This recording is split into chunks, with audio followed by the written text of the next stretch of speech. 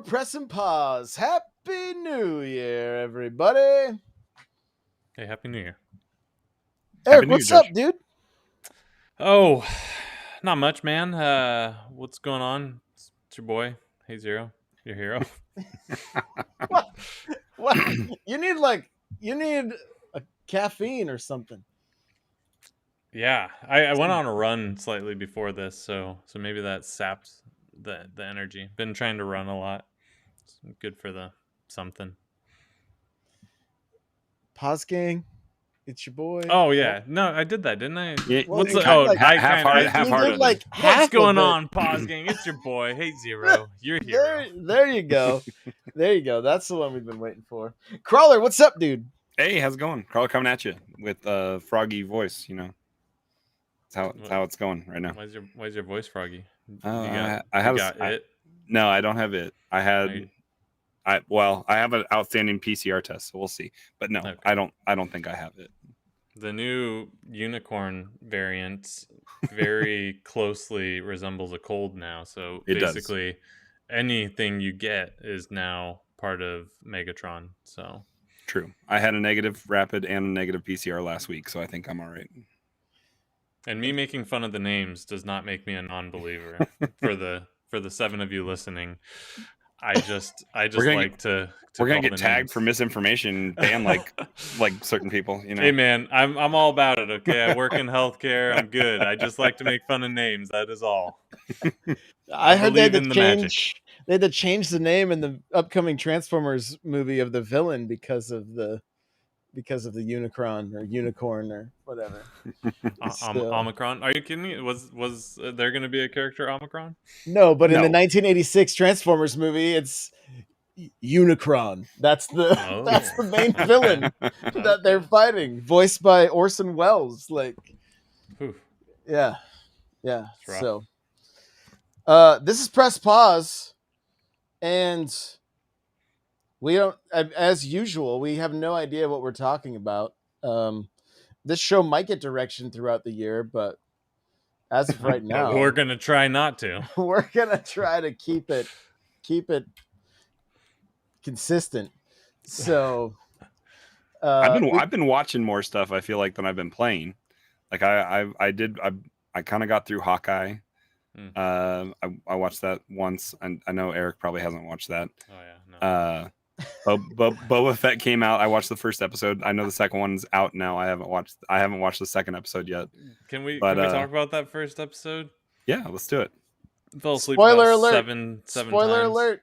No, we won't talk spoilers. So I liked it. It's tough because like I got to the point where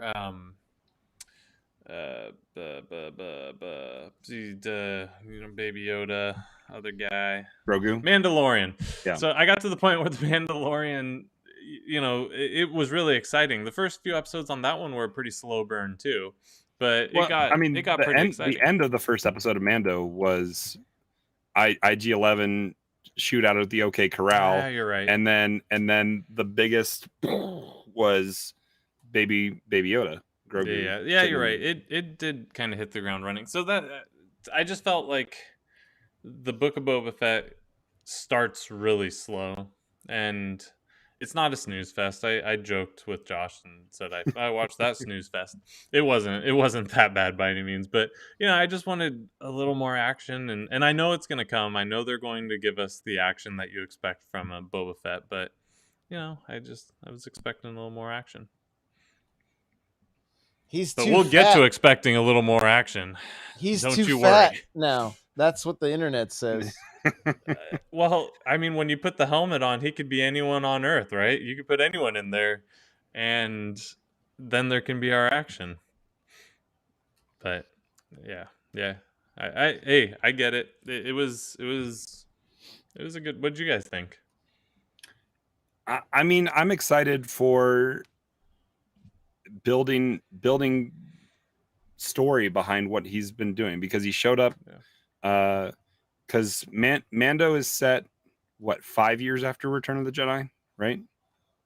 I think that's right around the timeline. There, yeah. So this is, we're seeing events that happened immediately following during Return of the Jedi, because he definitely wasn't in that Sarlacc pit just that short amount of time that you see, because it did damage. But like also what happens in those 5 years, because Book of Boba Fett picks up where we leave Boba and Finnick at the end of Mando season 2. I think that's where the timeline falls. So is it? I wasn't really sure what the timeline was, because they do split ways at the end of Mando season 2. Mm-hmm. But yeah, I'd like to maybe see some more of what was happening in Jabba's palace before he took over, and again, I think more is revealed. I think in this current episode, because I think that round table of all the different generals of Jabba are sitting at the table that we see in the trailer in this episode, and there's obviously somebody out there that's not happy with the transfer of power. Like the first episode reveals that the mayor of I don't even know what city on Tatooine Jabba's palace is closest to, because Mos Espa and Mos Eisley are the two cities that you see in episode 1 and episode 4 and 6. So I don't know if Jabba's palace lies in between. Mos Espa is where where the pod race happens, and I think that's more where this city is, because it's definitely not Mos Eisley, but I think there's more to dig into and see. The thing with the show for me is like it did everything I wanted it to do. Like I wanted more information about certain things, and I've also always loved the Gormarian guards. Like ever since I was a little kid, I just thought they were awesome. And so those are lean, mean fighting Gormarian guards too. Yeah, so that to me it was just like, oh, this like I felt immediately taken back to my childhood. Like it was full nostalgia pull. Like that makes the episode that much better for me, right? Okay. I can totally understand people's like, oh, it was like a snooze fest, whatever, because if they didn't have those things that they were like, oh, that made this episode. Well, and the perception going in, it was Robert Rodriguez that directed it, who did one of the most badass episodes of Mando season 2, with Boba Fett coming out fighting, swinging, and you lose Razor Crest that episode as well. There was a lot that happened in Robert Rodriguez's episode of Mando, and the fight scene was a little lackluster. I like the memes that came out of No Disintegrations, and Boba just blows a dude up with his whispering. What are they called? The little rockets on his wrist. Wrist rockets. Wrist rockets. Sure. Yeah, okay. I don't know. I don't know what their actual name is. But yeah, I mean, the fight was a little lackluster, I feel like, and there were aspects that you didn't see in the trailer, but like I think per the course, like I don't want episode 8 or whatever it is spoiled. So like I think almost everything contained in those first 2 trailers that we saw for Book of Boba Fett are contained in these first 2 episodes. And maybe from here on out it's going to be surprises, which will be fun. Yeah. But I feel like we saw so many different times those shields activating around Boba and Finnick that it was like the fight didn't really have that much to it, and it was kind of them being cornered and trying to escape versus badassery of them kicking ass and taking names, which I think was the plan, because they know who Boba Fett is, right? They know what he's capable of, and they know if they tried to attack him any other way, that fight ends like the fight in Mandalorian, you know? Yeah. Like you almost have to have boring action sequences with him, otherwise he's just going to dominate everybody the entire steamrolls time. Everybody. Yeah, it's just it'll be like a Seagal movie, you know, like. Yes, awesome. That's what we want. So I don't know. Like I said, there were it hit the right notes for me that I was like, I'm on board. Let's go. Let's do it. You know, because I mean, it was the fact that they showed like I mean, the flashbacks, like with Camino and all that stuff, it was just like it touched on so many things. I was, it was like, new shots on Geonosis, which I don't know how that has to be. Just those stuff that was on the cutting room that, floor. That either cutting room floor or the magic of Unreal Engine 5. Like it possibly could be Unreal Engine 5 doing that, because I saw a snippet of a standstill of, it was just like an under the freeway kind of picture, and it looked real as hell. And it's like, this was made with Unreal 5. Did you play the Matrix? Yeah, I haven't yet. I have it downloaded what? I know. I have it downloaded on both systems. I just haven't had a time. I haven't sat down and played it. But yeah, you should have taken the time to not download it on one of them to actually just play it. I downloaded it passively while I was at work. I just told it to download it. So that thing, like, you know, we can transition to that now because it's worth talking about. So Segue. I thought the character models in the Unreal 5 Matrix Awakening, or whatever it's called, were not as good as they hyped up. They were very good, but it was like, you know, they kind of talk about, like, you don't know which one's Keanu and which one's the game, right? But you do. It's pretty easy to tell. But the world, the city, the living city that you can just kind of playground in, it looks incredible. The shadows are the best shadows I've ever seen. Like something like a underpass casts a very realistic shadow. It's not like overly dense. It's because it's using all the, I forget what they say, but it's all the reflective light surfaces that are creating light, not just the sun.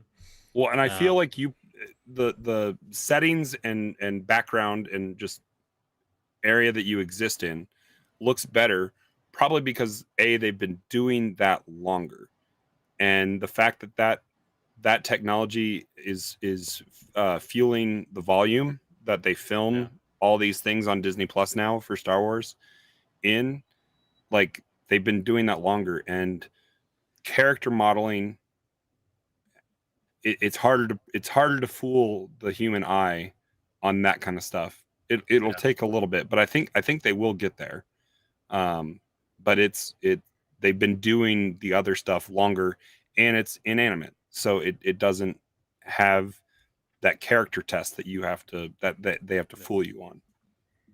Yeah, it's you gotta play it. And you know, obviously it's a tech demo essentially, but you remember watching the PS5 Unreal 5 engine tech demo, and like it looked phenomenal, but you know, people are like, oh well, there's not a lot going on. There's just a bunch of hilly mountains. Or the one I'm thinking of was kind of like the dark brown mountain scene where it's just the same thing over and over, and it's like, it's not really that impressive. They're not really showing it off. And this puts all of that to bed. Like the explosions are fantastic. Like, it just, you know, it's not much of a game. Like you do control the character, and you can walk around and fly around and in the drone mode or whatever, but when you're in the car scenes, you're not really controlling what you're shooting at so much.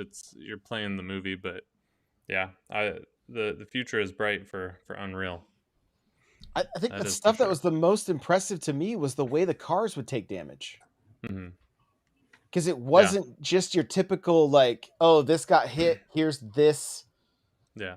Here's this damage here. It was like, no, like you barely hit this part of the windshield and it cracked a little bit here. And then, you know, and I mean, the cars didn't control super great. It wasn't like it was a racing game, you know, but I mean, could you imagine GTA? Right. In a world like that, where everything probably just feels that much more alive and like.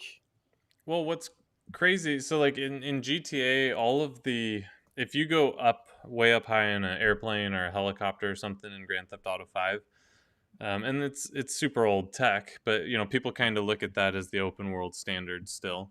So if you go way up there, you see cars moving, but those cars are not 3D images. They're still 2D images being just pre-rendered. And then as you fly down closer, cars pop in where the 2D images were. That doesn't happen in the Unreal 5 demo. Like, if you go up in the drone mode and you fly all the way up, you can pick one vehicle. It looks like a tiny dot and fly all the way down to it, and it's a real, rendered thing. It's just amazing what they were able to do. And it was a rock solid 30 frames per second. And yeah, and honestly, that tech demo felt the most like, yo, this is what this like if the Series X and the PS5 had games like this coming from the 4 and the 1, it would have been like, yo, this is like NES to Super Nintendo. Right. That would have been the what's that? The Super to Nintendo 64. Like, oh my god, mind blown. Right. Right. And even though it technically looked worse, it still was rad. Hey, we had never entered 3D. That dimension before. Okay. Right. Mario doesn't just go left, right, up, down. Now he goes everywhere. So while we're on the Matrix, yeah. Are we doing spoilers on this? 2 weeks? I think it's. I mean, yeah. I don't know. I'm okay with it. It's 2 weeks feels long enough. Plus, over a couple holidays, people had time. You had time. If you're listening to this, you had time to watch it. And if you haven't yet, you probably aren't. You probably don't care that much. Yeah. Yeah. So, and we don't have to touch crazy story spoilers. We can just kind of talk about things we liked, things we didn't like, and hit some spoilers. But yeah, kick it off. Let's hear it, Crawler. Where you stand? Josh and I spent some time talking about it on launch night, talking after he went to the theater and I watched it at home. I thought it was good. I think the story wise, it was better than 3 for sure. It makes me want to go back and watch all 3 again more and pay more attention to it. Don't do it. Don't do it. You probably remember them better than they are. Yeah, true. Just watch the first one. True. I mean, yeah, the first one is great.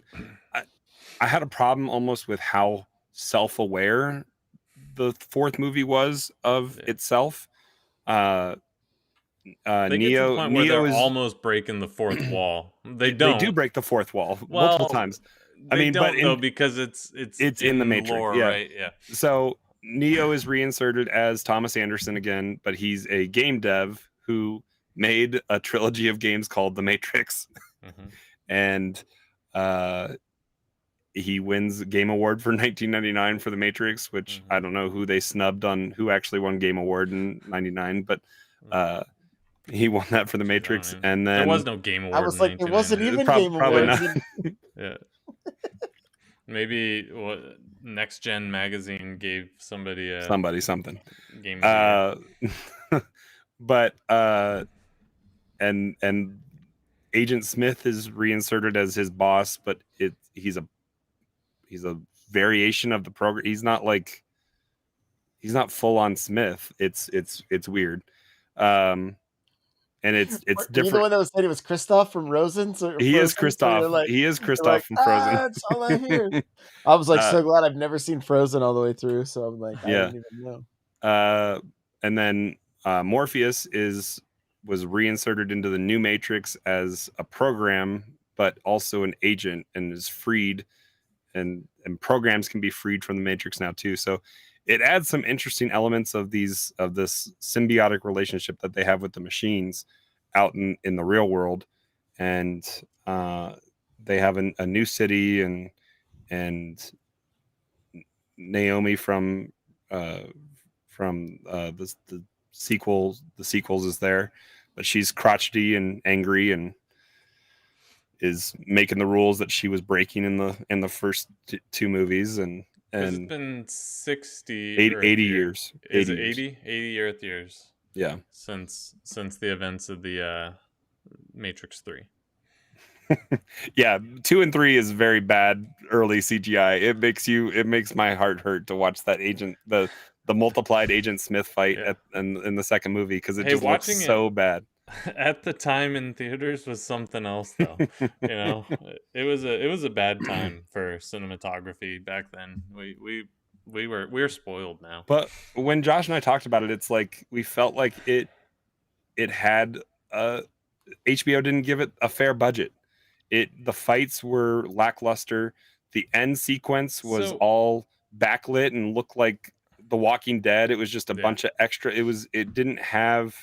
There was no lobby shootout moment, because that is the most badass, like probably most expensive, one of the most expensive things they filmed, because the most expensive thing was the 14 minutes of the mech shooting the squids. It cost more than most movies for Really? that 13 minutes. Yeah. Really? Wow. Yes.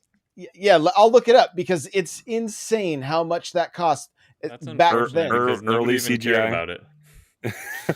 To talk about the action, so I was reading a quote before I watched the movie, and Keanu was talking about they didn't do as much choreography this go around as they had for previous movies. They did a lot more camera angles, action shots, and so I don't. Maybe it was budgetary, but it feels like it was a director decision to go with different ways to get the action than doing the choreography that they were known for. And there were callbacks. There was callbacks to the Morpheus Neo fight in the Construct in like the dojo. It was a different dojo, but it was still a callback. There was a callback to the subway fight scene with Smith and Neo. It was, albeit a different version of it. It wasn't as cinematic. I feel it was different, but that fight scene, the Smith Neo fight in the bathroom, probably was the most action that you see. One of the disappointments that Josh and I talked about, like the Merovingian being there and some of his henchmen, like, was cool. It was a really cool throwback, but in comparison to the stairway fight in Resurrections, like, it was, or Reload, that was Reloaded. In Reloaded, like that, it just felt lackluster. It was all this multi-tiered, just falling down the scaffolding kind of stuff. There weren't weapons or other cool things. It was all just this force move kind of stuff that Neo was doing, and less gunplay and swords. And there were tridents in Reloaded. There was some crazy shit in Reloaded. Like, they had crazy weapons on the wall, and they don't use any of that. Can we talk about the elephant in the room, that is the fact that they stole this story from The Notebook? Are we just gonna ignore that fact, or what are we doing there? Yes. down to the dialogue. Down to the dialogue. Like, I remember you. I remember us. Like, it's from The Notebook. They stole it from The Notebook. So, if you're a fan of The Notebook, you'll like this movie. And so I thought it was fine. You know, I think I'd give it like a 6 or 7 out of 10. Better than IGN's 4? Yeah, I think so. I think they're being ridiculous. I don't know what expectations they would have had coming into this that would have made them think. Well, I'm hopeful for that. Like, the ending of this movie can be a really great jumping off point for more. Like, it leaves it open, and hopefully it's, if they choose to continue. I mean, Keanu Reeves already signed on to do 5 John Wick movies, so like he's post-production of 4, and they're getting ready to do 5. So he's not opposed to keeping franchises going.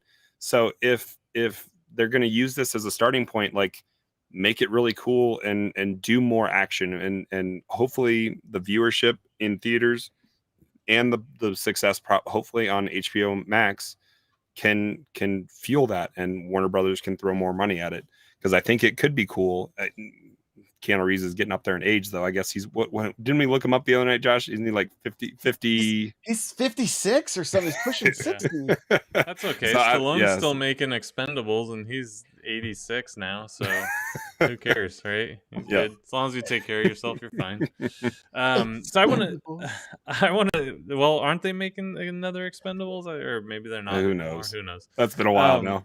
It has been a while, but unimportant, really unimportant. But I want to talk about the self-awareness bit, because I kind of liked what they did. I thought it was corny, right? Like, they overdid it so much so to kind of make it corny.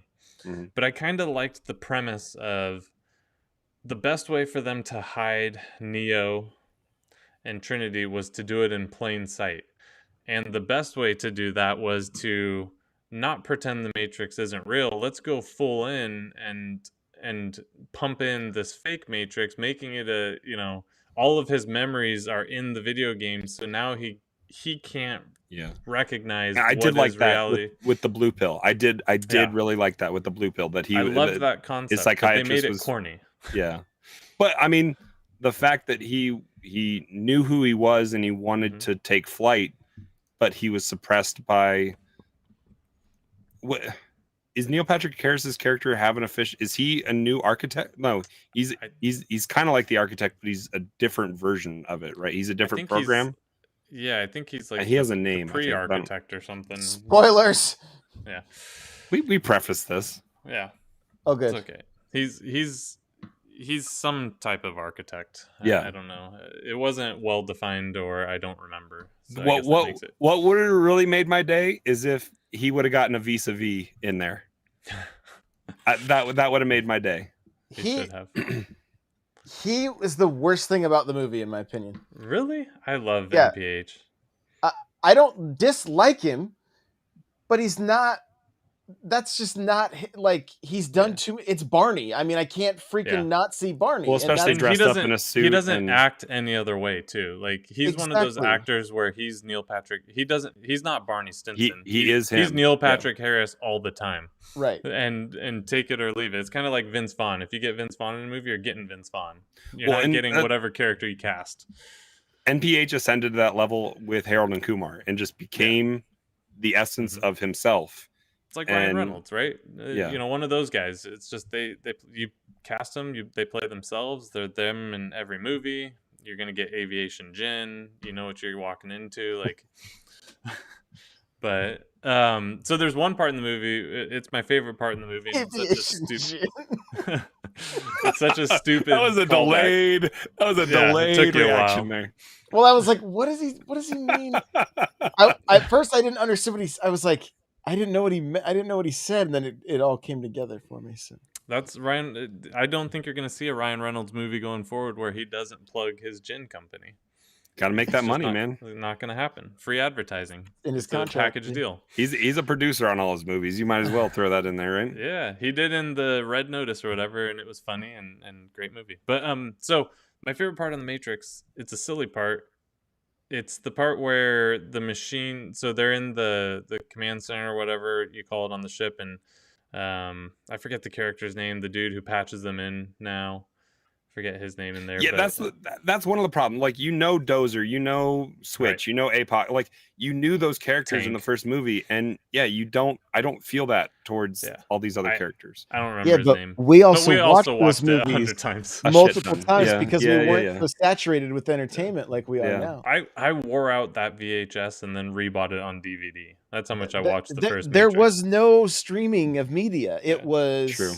It was 1999. Netflix was coming in the mail, right? Yeah. Like, I don't even think they were yet, but they were maybe soon.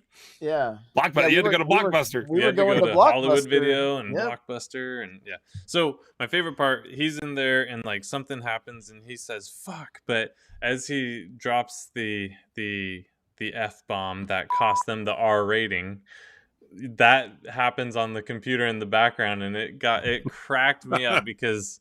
Like, that was such a nod back to like that initial R rating on the movie. Like, that was great. I loved that. Did you guys catch that? Was it obvious to everyone what happened? I think I had caught a few of those small little details.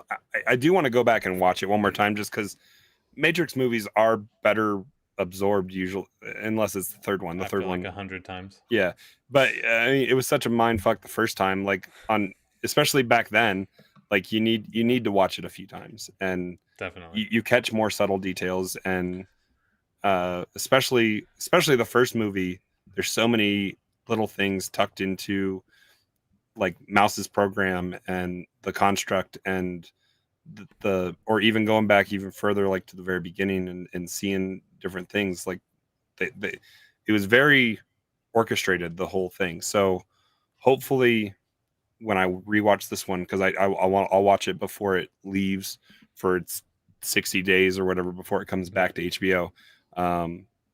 But I want to watch it again and try to absorb as much of that stuff as I can.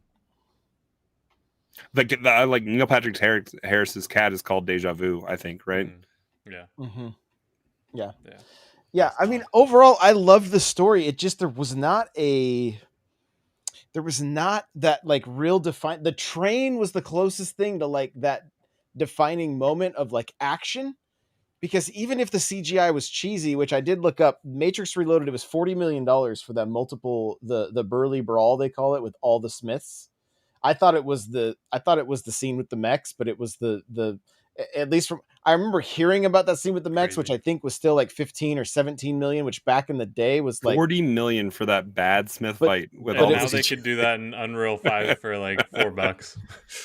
Yeah, so it was 40 million at the time. Wow. So, but yeah, so there were just, and I guess they haven't released the budget on the recent films, so we won't know. But the other ones were around 150 million for each of them. So I bet this one came in considerably less. It there's a chance, but yeah, it just every fight felt claustrophobic. Even when they were in the cities, because it was like they had Nintendo 64 fog all over the place, so you couldn't see very far. And then just these mobs of people. And then they went to the rooftop, and then the helicopters and stuff were there, but it almost felt like we've been there, done that. It wasn't, I mean, the chase scene where the two semis smash into each other and everything gets all... What I think is cool, if you think about the Matrix, is when we're seeing all that CGI, they're actually in the computer, right? So it almost makes sense because it's not complete. It's not complete reality, you know, because those semi trucks turned into accordions, and albeit completely fake, it still looked super sick when Neo's flying in and grabbing him the key maker, and they're smashing into each other, and it's going all slow mo and bullet time. I mean, even bullet time, like that was such a huge deal. You had movies like Wing Commander and The Matrix where they were setting up. That's the thing. A lot of these people have no clue if they go back and watch the original Matrix. They're like, oh, cool. The camera spun around. Like that was like 200 SLRs that were all set around up, taking a shot at that time so that they could make that a reality. Like it was groundbreaking. When it came to coolest thing we had ever seen, and now cameras are sophisticated enough. They have those cameras at the Oscars or whatever that do it with one camera where it goes all the way around you. Right. Yeah, I mean, the last time we've seen that kind of like crazy filmmaking was 1917, where it looks like there's not a single cut in the movie.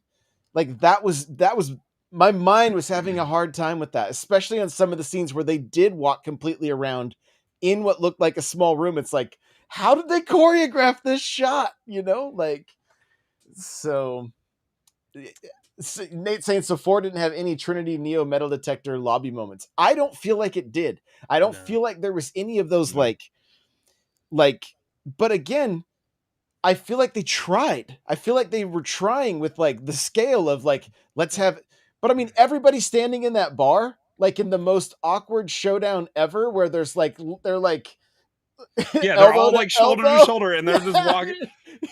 But like, you think about the first Matrix, there's the opening sequence that the entire movie budget was blown on to show Warner Brothers what they could make. Like that the Trinity jump and kick and all that kind of stuff, and the SWAT team coming up. That's iconic. You have the lobby shootout. They recreated that, which was kind of neat. They did a nod to that. Yeah. And you watch it in third person, like it's there's, I mean, the lobby shootout, the whole sequence of that is just, that's, if I ever just want to show anybody the Matrix and they have no clue what's going on, I show them that part. There's the rooftop. Do you have somebody that you're like, you've never seen the Matrix, let me show you what this is all about? How many times that happened in your life? Let me show you at the end. That happened more back in like 2003, 2000. Like, okay.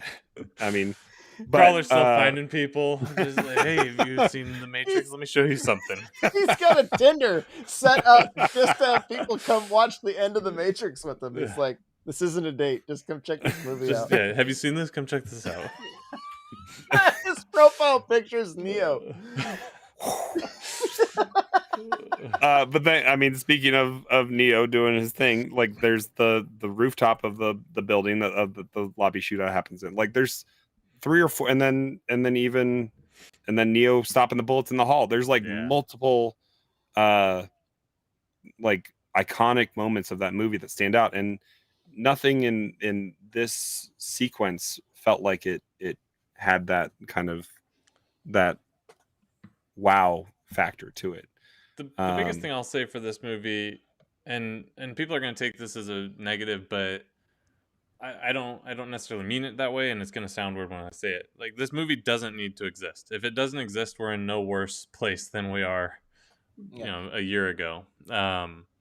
And that's to say that for both sides of it, right? Like, if you take this movie away because you don't like it, the Matrix trilogy still stands up on its own. You still get the Matrix. It's great, right? I mean, minus some complaints we had about 2 and 3. That being said, like, this didn't need to exist, so this kind of fanfare that they're giving us and like letting us see Neo and Trinity and new Morpheus and new Agent Smith again and get back into that world, like, the Matrix world is so cool and it's so tailor-made to exist in 2020, right? Like, they can do so much more with it, so it's cool that they brought it back even though they didn't need to. So I'm okay with it. It's not great, but it's a decent jump off platform, and it had, enough fanfare nods back to the stuff we liked. And speaking of nods back, my favorite part, the very end of this movie, I found a band that I didn't know existed. It's a band called Brass Against, and it's a cover band that uses all brass instruments to recreate Rage Against the Machine. Oh, and it was a Wake Up cover from the like exact throwback to the end of original Matrix, where Neo goes flying off and you get Wake Up again, but it's this new spin on it, and it's super cool. My favorite song on the original Matrix soundtrack was from the Deftones. Like that song was so fire back in the day. But imagine, here's, like I said, the iconic fight is what was missing for me. Imagine if they had gone back in that last scene where everybody's super like shoulder to shoulder. It starts raining, similar to how the end of 3 was going on. But the fight consists of that entire city taking on Neo and Trinity, and they're both able to completely kick ass. And because like Neo was incredible in the first 3 movies, right? Flying around, Superman, but Trinity still was holding her own. Yeah. But to be able to like, so in my mind, I was expecting to go back to that Neo, not like confused, barely awake Neo that like, could like kind of use some powers, but not really. And I think that's where there's a disappointment for me, because like, not that I want to see him kicking ass, and I also like, if it is about Trinity being the one, that's great. Let them be the one together, or at least let them kick some serious ass like they used to. They can be the ones, exactly. Ones, the twos. And I guess maybe Matrix 5 or whatever will have more of that, but like, that didn't really bother me, because if I want to see Neo kicking ass, I'll go watch the young version of him doing that in the older movies, or John Wick. I mean, or John Wick. But so that part didn't really bother me, but I just, I think having better fight scenes like we used to see, like, because the zombie suicide bombers part, like, it really didn't impress me as much as I think they were hoping that would impress everybody. Like, it was a nice chase scene, I guess. Yeah. Like Trinity kicking ass. Like, I definitely had a Leo DiCaprio moment from Once Upon a Time in Hollywood, where he points at the TV screen when Trinity throws the scorpion kick. I was like, oh, scorpion kick.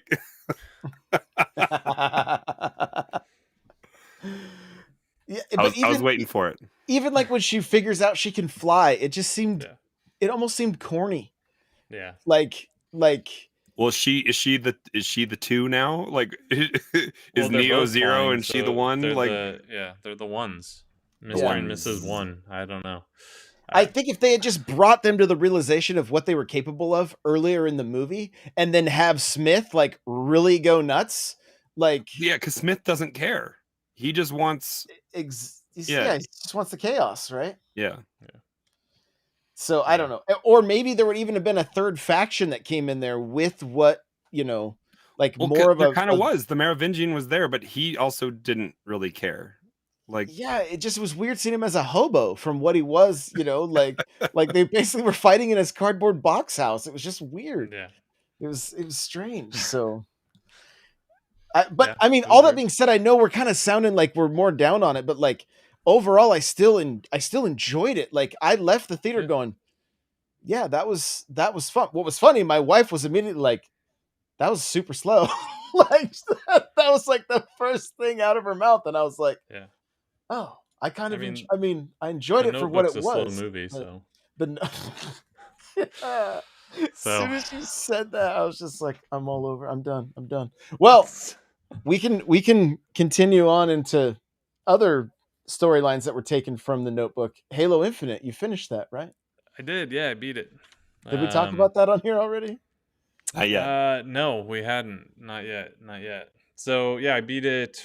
Gosh, I don't know, over one of the holiday weekends, and it after spending more time with it, it's my favorite Halo. Period. The nostalgia is not there. Halo 2 will always have that kind of special place in my heart, and probably always be my favorite from that. But yeah, the story on Infinite was incredible. I really enjoyed it, and I beat it on heroic. And I'm debating like that last fight with stupid idiot guy. I forget his name. I can't for the life of me remember it right now. Escarum? Escarum, yeah. I was gonna call him ectoplasm, but I keep trying not to call him scrotum, so you're doing better than me. Man, that fight with him was just hard as shit. So I can't imagine having to do that on Legendary. He was such a pain in the ass. I had to cheese him, and maybe it's not cheesing him, but like I had to use the middle torture chamber and just like run in circles around that, and to try to get shots in on him so he couldn't hammer me to death. It was a pain. It was a pain in the ass. So I didn't struggle with him too badly, but I started that fight by putting all of the canisters in the middle. Like before I triggered the fight, I put all the canisters in the middle, thinking I would. Oh, you trigger it by going and take. Yeah, okay. And so I was like, oh, I'm going to take him out so fast. And then I realized he has a shield, and the pilot was screaming at the top of his lungs from getting all that damage from all of those cores at one time. Josh is just such a mean person. I was like, I thought I had a big brain moment here. And then, no, they gave him a shield. I was like, what is this garbage? But yeah, it was just a cat and mouse. Most of those boss fights were cat and mouse, It was that one was tough. That was a challenge. The Harbinger was pretty easy for me. It only took me a few tries. And the chieftain was the only hard part of that entire fight. She herself was a piece of cake. Yeah, like, I don't think I died to her at any point. No, maybe I did, but I mean that whole fight is just ad control. I mean it's she is not a threat, but what is around her is the threat. The chieftain didn't. I killed him way easier than I think I probably should have, and I just grapple hooked very far, kept my distance, and then I would pop. So I would grapple hook around. I was just going in a circle around the whole auditorium and picking off all the other guys till it was just me and him. And then I would grapple hook away a good distance. He would be charging at me. I would shoot, all out of range of his jump attack. And then once he got a little too close, I'd grapple hook away. He has no ranged attack, so it was just a matter of he's just really fast runner. Off. Yeah, he is a really fast runner. But with the Sentinel beam, he went down pretty easily. I had to get more ammo on it a couple times. I think I because they have like 12 of them laying around on the floor. Mm-hmm. I think I melted him before I even finished off all the ads in that. Yeah, like yeah.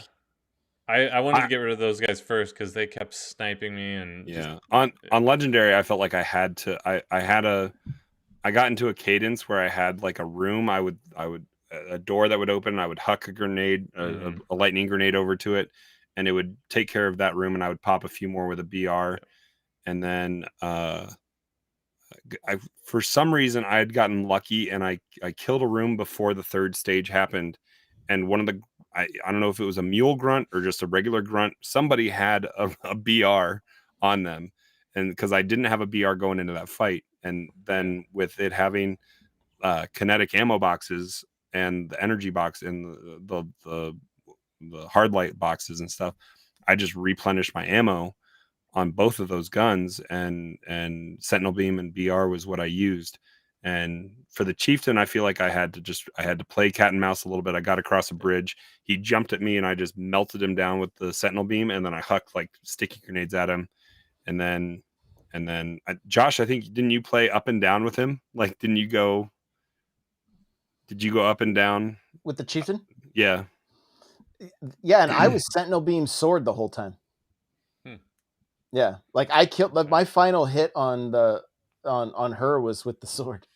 And that's what I like about Infinite. Like Josh and I played almost most of the game side by side in Discord talking about it, and everyone approaches it differently because of just the sandboxy nature of the fobs and getting to pick what weapons you take with you, and then the ammo boxes around like the replenish stations, I think were far enough spaced out that like you had to take into consideration if you wanted to carry around a BR with no ammo in it, right? And you were gonna maybe come across one, or you had to like finally play that game of what you did in Halo originally and get rid of your BR and find something else. And I did that sometimes because it's a tough choice because the autosaves come at random, and sometimes they'll come and lock you out of the previous area and you're locked in. So from there, like if you go in there with no weapons with ammo because you were hoping to get a reload in there, like it could be a rough time for you. So but yeah, I love the game. It was my game of the year. Jokingly, I said, "How can we call it game of the year? It's been out for a week," but it was the best game I played last year.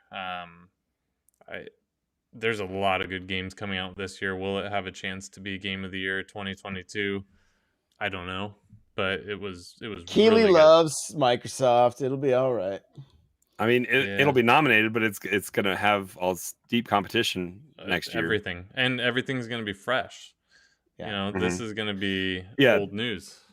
I'm glad it got fan choice or whatever it was at Game Awards, but that time window, it's the curse of December, and that's what happened to Jedi Fallen Order. Jedi Fallen Order deserved so much more awards and accolades than it got. Yeah, that was my 19 game of the year for sure. Yeah. Fallen Order was remarkable. It was great.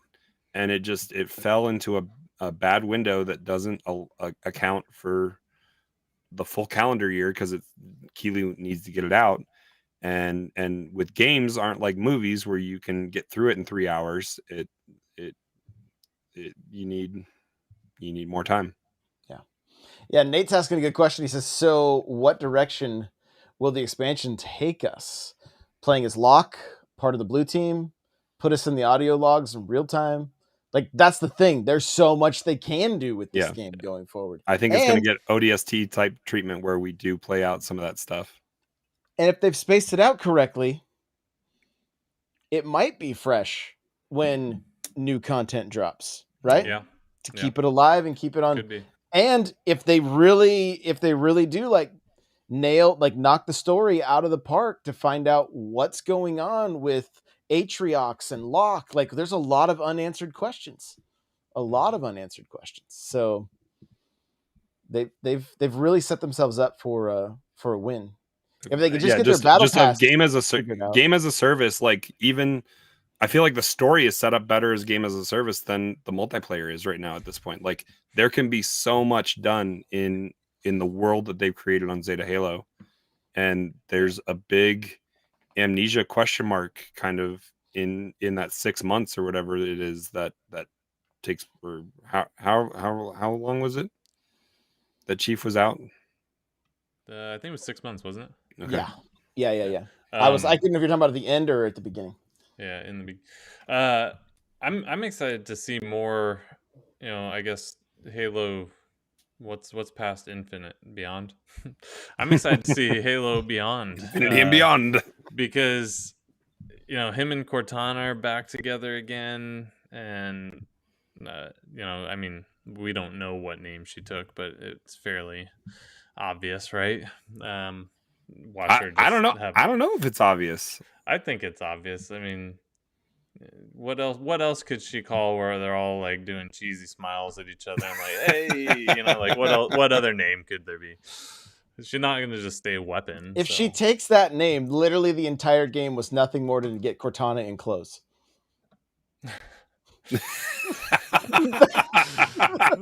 I mean, get her in a UNSC officer's uniform. That's all they did. Yeah, that was the whole game. It was a cool redemption story for Cortana. I liked that. I really did.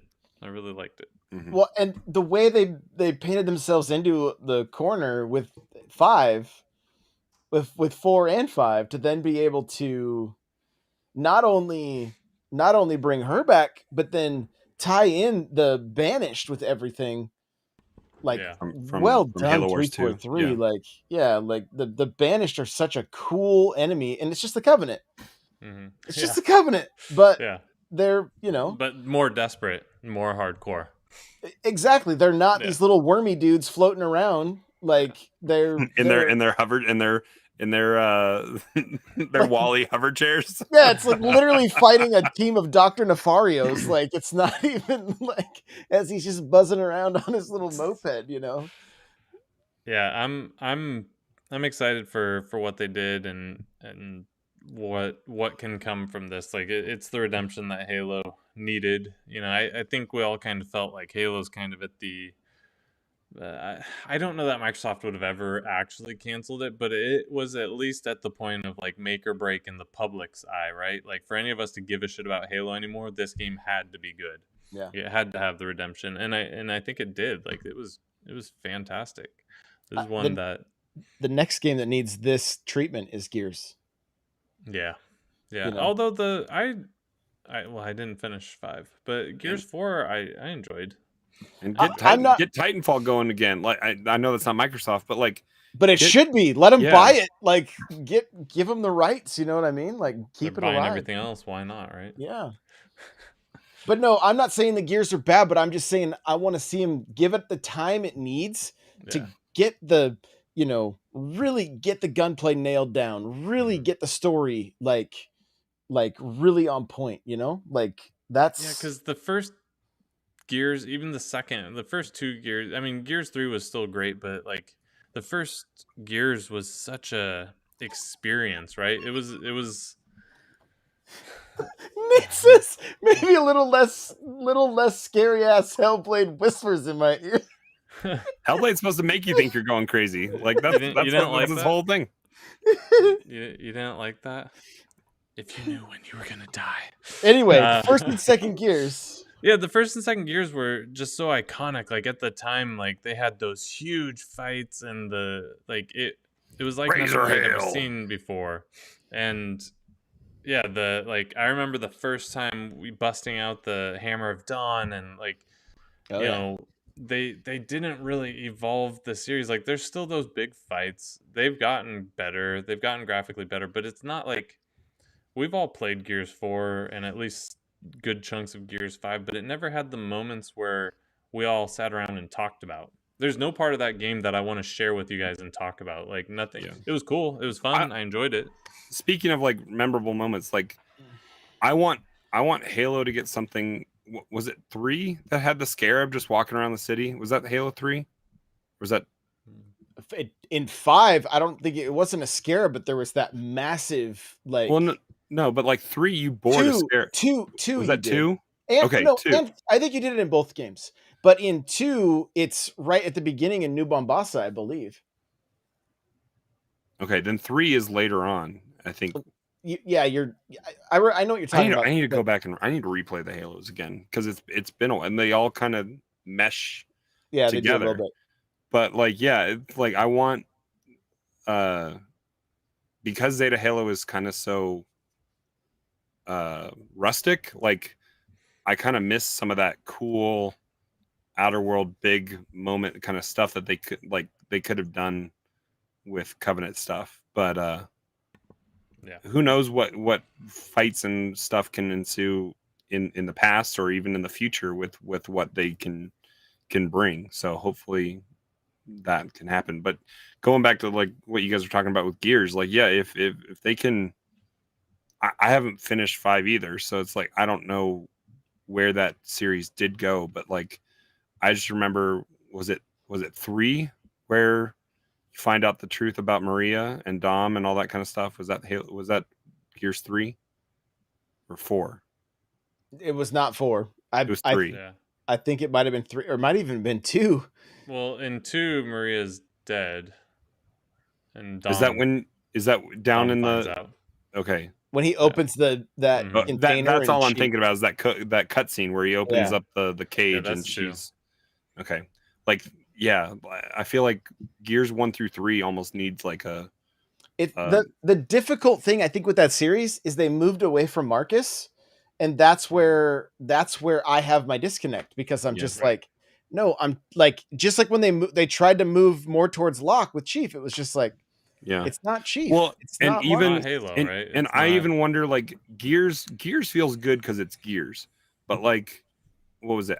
Outlanders? Isn't that what was it called? Yeah. It just Outriders. Outriders. It just felt dated, and it didn't. And it was it telegraphed boss fights and where you needed to go and how you needed to move too predictably with the cover based system. It's too much division. Yeah.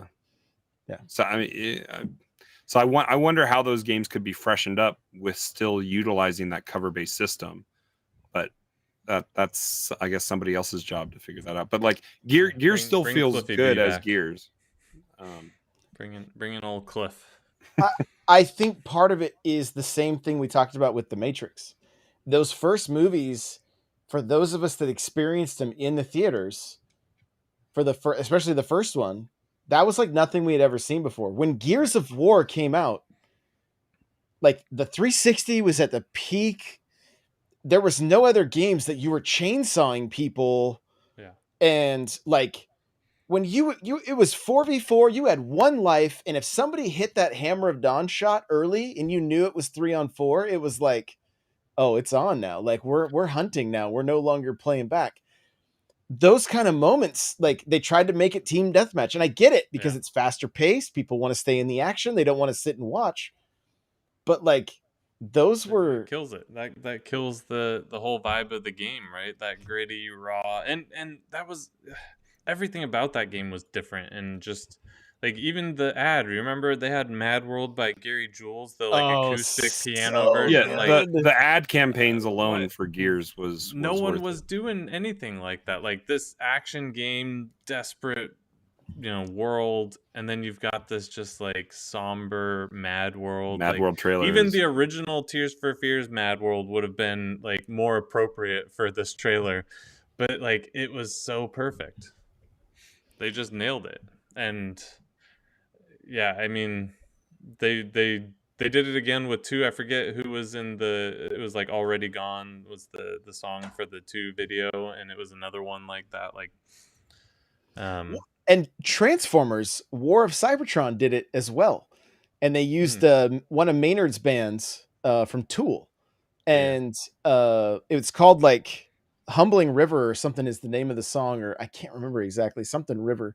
But like it's like it fits so perfect with the destruction that's going on, and we don't really see those kind of. They tried again with the Disturbed and the Sound of Silence Yeah, and it was cool, and I'm glad they're still kind of trying to hit on that, but I think you're right. I think you nailed it when they went away from Marcus. That's like John Wick 5 with the main character being anyone else. Like, who cares, right? Like, we're here for Marcus Phoenix, and I know they're trying to evolve the series for a new generation, but get the new generation excited for Marcus Phoenix too.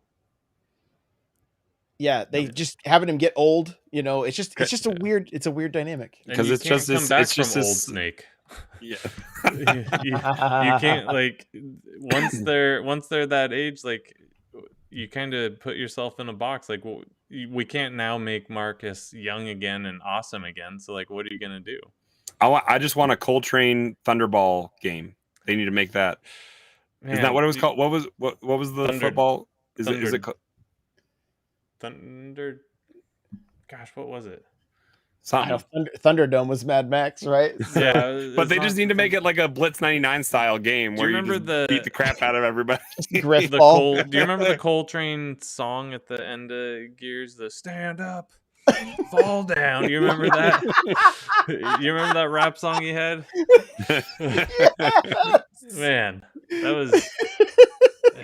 Yeah, those games were something else. I would love to. Let's get 343 on it. No, I think the Coalition is doing a good job. Make a Coltrane game.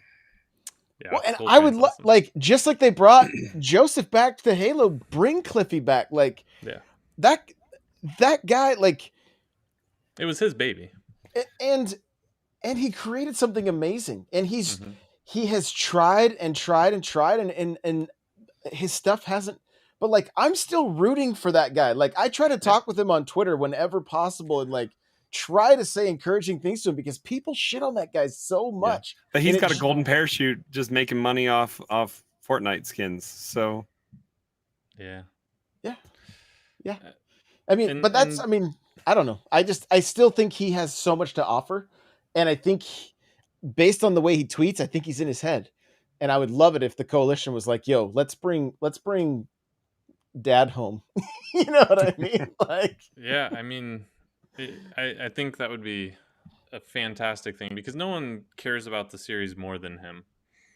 Yeah. And to rewrite the ship, not that it's bad. Like, I don't want to say that Gears 4 and 5 were bad because they're not, but they could definitely stand to get the. I hardly play Fortnite, and I bought the Gears skins just because. I spent more money in Fortnite this year, I think, than I have in a while because. Boba Fett, wouldn't you? Spider-Man, Gears, like, yeah, it's a collection. It's a gotta catch them all kind of situation anymore at this point in Fortnite. They're basically NFTs, so just. So I don't understand them. I saw an article that said crypto and NFTs are dead in 2022, so be mindful of that. Someone Bitcoin's down like 20 grand, so I mean, boom, there you go. That just means to buy more, right? Buy the dip. That's what everyone keeps saying. Diamond hands. It's kind of like, in The Office when Andy says, like, I wish I could know I was in the glory days while I was in them. Yep. So it's I wish I knew to buy the dip when we were at the dip. Like, how do I know this is the actual dip? Like, I want to know, yeah. Anyhow. It's like they say on The Wolf of Wall Street, nobody actually knows. No one does, yeah. Nobody knows. All right. Hey, this has been an awesome show. Great hanging out with you boys. Chat, thank you for being here. Remember, we do this live on YouTube. Press pause, go subscribe, press the like button, do all the things. We'll see you next Wednesday. Bye, everybody.